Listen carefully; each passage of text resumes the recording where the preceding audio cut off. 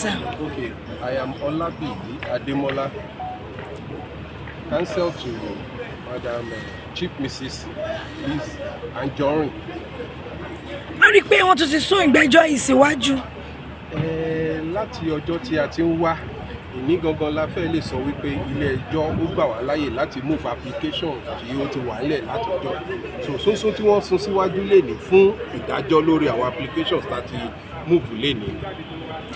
Kí ni ó ṣẹlẹ̀ nínú ilé tí wọ́n fi sọpọ̀ tún fún yín ní bíi wákàtí bíi mélòó kan?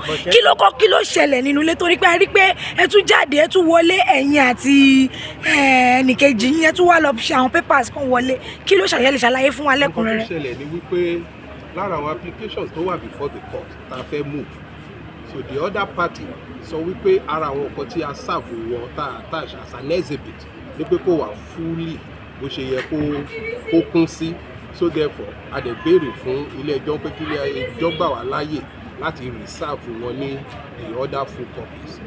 Ìgbà wo la wá sún ìgbẹ́jọ́ sí? Tentatively on the 9th of July. Tentatively on the 9th of July. Ǹjẹ́ ní ìrètí wípé ẹjọ́ yìí ó máa wà ìdájọ́ yà wà in favour of you sir pé ẹ̀yin lè máa borí ìdájọ́? Kò sí agbẹjọ́rò kankan tó máa sọ wípé ẹjọ́ máa wà in his favour or against him, not until tí ilé ẹjọ́ bá take a decision, because by so doing you will be preempting the court, which is not allowed. Okay? So let us wait in respect of that question. Let us wait till on the 9th of July and let's see what come up with. Is she? Okay.